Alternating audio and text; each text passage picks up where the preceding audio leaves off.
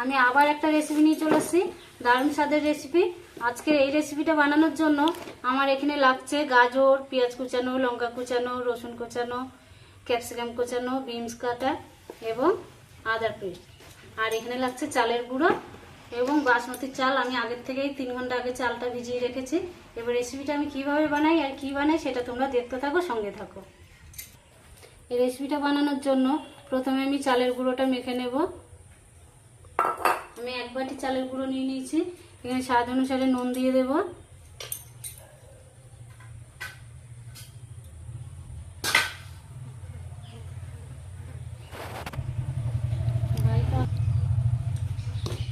নুনটাকে সুন্দরভাবে মিশিয়ে নেব চালের গুঁড়োর সঙ্গে। এবার আমি অল্প অল্প গরম জল দিয়ে একটা নরম ডো তৈরি করে নেব। জলটা একবারে দেওয়া যাবে না। এরকম সুন্দর একটা চালের গুঁড়োটা মেখে আমি ডো তৈরি করে নিয়েছি। একদম এরকম নরম ডো তৈরি করে নিয়েছি। তোমরাও এইভাবে মেখে নেবে। এবার পরের রেসিপিতে যাচ্ছি। আমি এবার কড়াইটা বসিয়ে দেব। রেসিপিটা বানানোর জন্য আমি একটা পুর বানাবো। পুর বানানোর জন্য আমি কড়াই বসিয়ে দিয়েছি। এখানে আমি সাদা তেল দিয়ে দেব।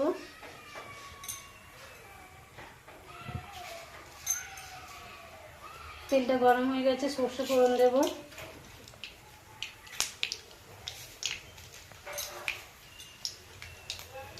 কালো জিরে,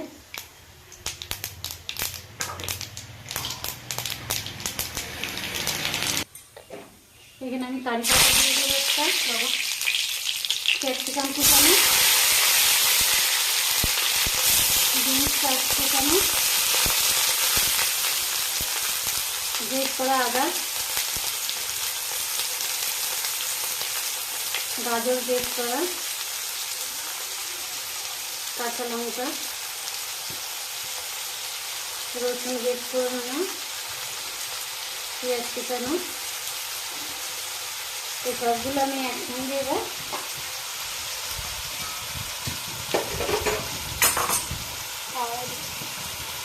স্বাদ মতন নুন দেব, কাশ্মীরি লঙ্কার গুঁড়ো,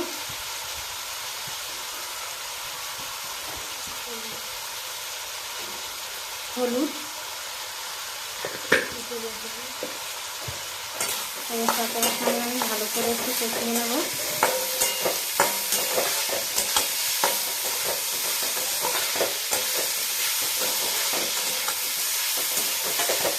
একটু যখন ভাজা ভাজা হয়ে যাবে তখন আমি এর মধ্যে জিরে গুঁড়ো, ধনের গুঁড়ো দিয়ে দেবো এবং গ্রেট করা আলু দিয়ে দেবো।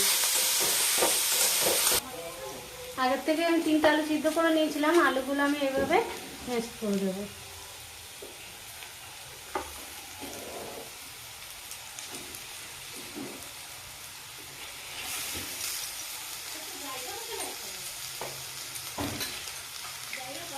এক চামচ আমি ধনের গুঁড়ো দেবো।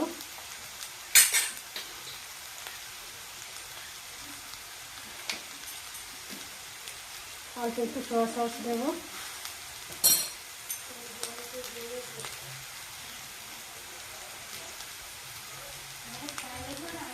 এক চামচ টমেটো চিনি,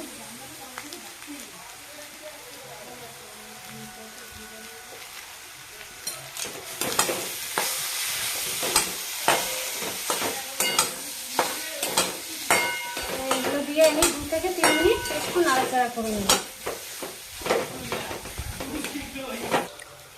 এবার উপর দিয়ে ধনে পাতা দিয়ে আমি এটা একটুখানি নেড়ে আমি নামিয়ে নেব।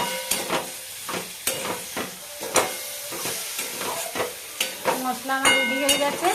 আমি 5 মিনিট এটা ঠান্ডা হতে, যেটা বানানো হয়ে গেছে। এবার আমি চালের গুঁড়োটা ভালো করে একটু মেখে নেব। এবার আমি পুর ভরে রেডি করে নেব।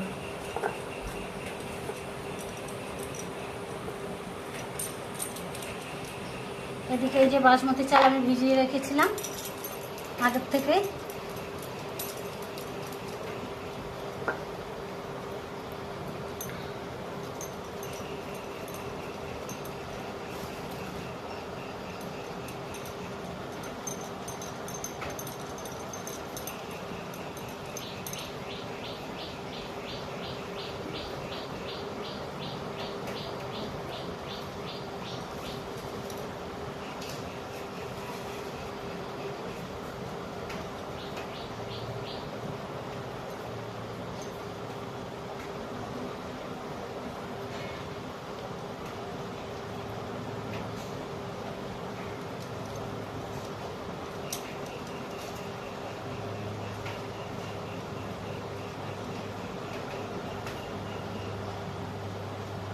এখানে রেখে দিলাম। আমি আরও একটা বানিয়ে রেখেছি।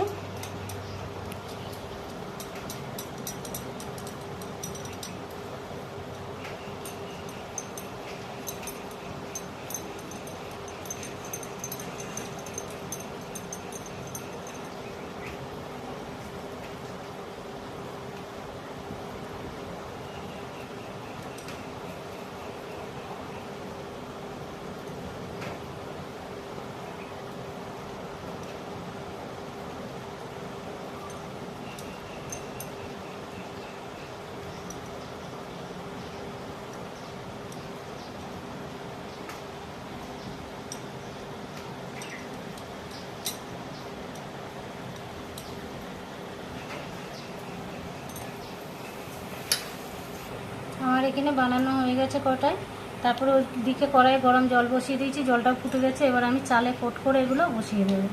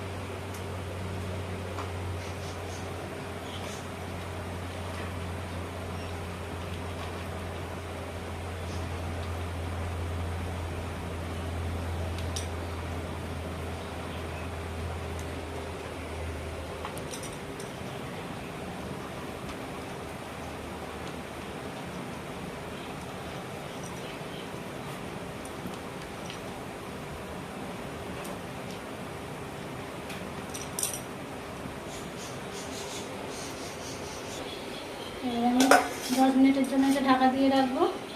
ফুলের পিঠেগুলো, পুর ভরা পিঠেগুলো দেখতে যতটা সুন্দর, খেতেও ততটা সুন্দর। এখানে আমি রসুন দিয়ে, কাঁচা লঙ্কা দিয়ে, ধনে পাতা দিয়ে একটা চাটনি বানিয়েছি। এই চাটনিটা দিয়ে খেতে খুব সুন্দর লাগে। তোমরাও এই রেসিপিটা ট্রাই করবে। আর রেসিপিটা কেমন লাগলো কমেন্টে জানাবেন। লাইক, শেয়ার অ্যান্ড ফলো করে দেবে।